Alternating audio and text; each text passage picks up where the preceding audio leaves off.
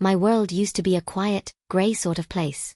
I liked my books, my little apartment, the routine of work and coming home to silence. Then I met Leah, and she painted everything in color. She wasn't like anyone else.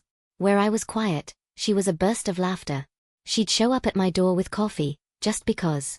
She remembered how I took my tea, honey, no milk, that I'm scared of big dogs, and that I love the smell of rain on concrete.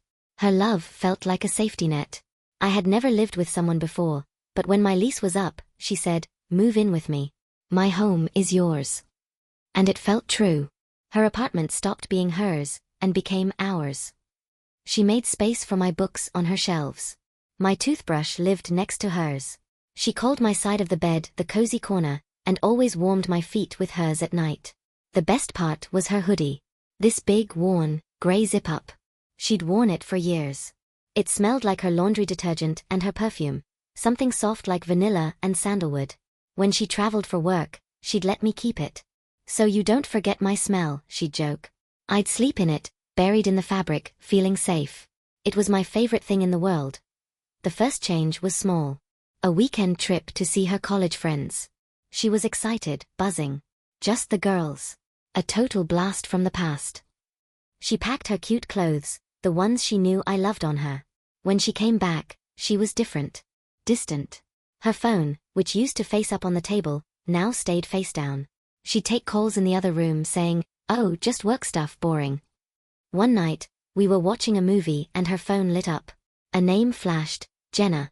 The text preview said, "Can't stop thinking about last week." My stomach dropped. "Who's Jenna?" I asked, trying to sound casual. Leah didn't even blink. "Oh, from the trip. She's hilarious. We got so drunk and just talked about old times." She grabbed the phone, typed a quick reply, and put it away. She snuggled closer. "You're my girl. My one and only." I wanted to believe her. So I did. A week later, I was doing laundry. I pulled her grey hoodie from the hamper, ready to wash it.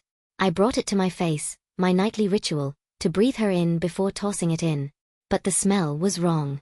Underneath the familiar vanilla and sandalwood was something else. A sharp, sweet perfume. Something floral and strong. A perfume I didn't own. A perfume that clung to the fabric, especially around the collar. My heart started hammering. Maybe she hugged a friend, I thought. Maybe someone at work wears strong perfume. But it was on the collar. And it was all over it. I didn't say anything. I just washed the hoodie. When it came out, it smelled only of detergent. Blank. The familiar scent was gone. The silence in the apartment grew loud. Leah was working late more often. She'd come home, shower immediately, and be almost too sweet, too attentive. I felt like a detective in my own life, a spy in my own home. I hated it. The breaking point was a Tuesday. She said she had a late client dinner. I was trying to read, but I couldn't focus. I got up to make tea and passed her home office, a small room we shared. Her work laptop was there. She'd taken her personal one, but this one was on, sleeping. A stupid, desperate thought hit me. I sat down. I didn't know her password. I tried a few guesses, her pet's name, her birthday. Nothing. Then, on a whim, I typed in my birthday. The screen unlocked. My breath caught. It felt like a sign, but also a trap. I opened her browser. Her email was logged in. My eyes scanned. And there it was. An email chain with Jenna. Not work. Flirty. Then explicit. Planning their next girls' weekend. Talking about me.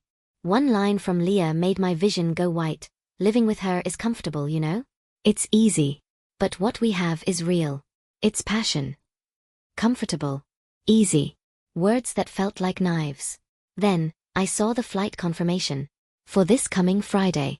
A weekend getaway to a beach town. 4-2. Not with me. I heard her key in the door. I was sitting on the couch, the grey hoodie in my lap. The laptop was closed, back in its place. I felt eerily calm. "Hey, you're still up," she said, smiling. She came over, leaned down to kiss my forehead. That's when she smelled it. The strong, floral perfume was on her. On her skin, in her hair. She saw the hoodie in my lap. Saw my face. "What's wrong?" she asked, but her smile was tight. "Who's Jenna?" I asked, my voice quiet. She froze. I told you. An old friend. An old friend you're flying to Seabrook with on Friday?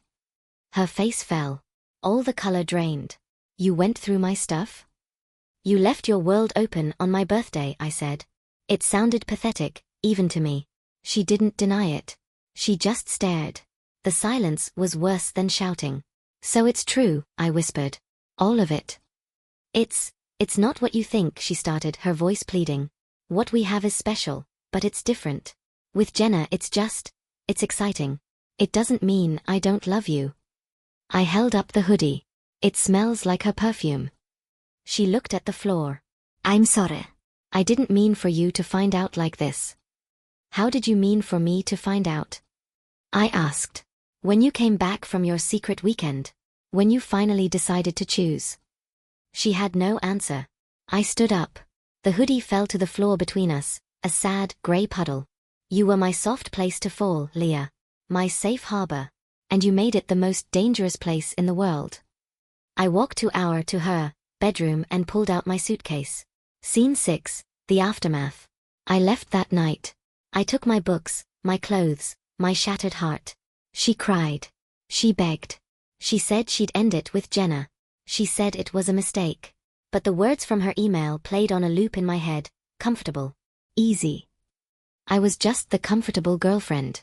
The easy choice to come home to. Not the passion. Not the real thing. The betrayal wasn't just that she kissed someone else.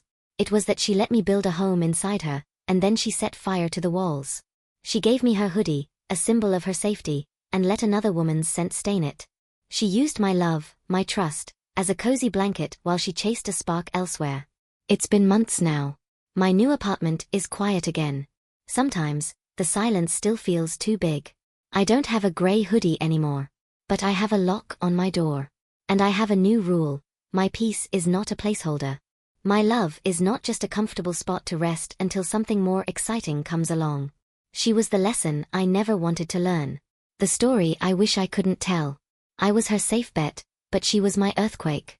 And I'm slowly, rebuilding on my own ground.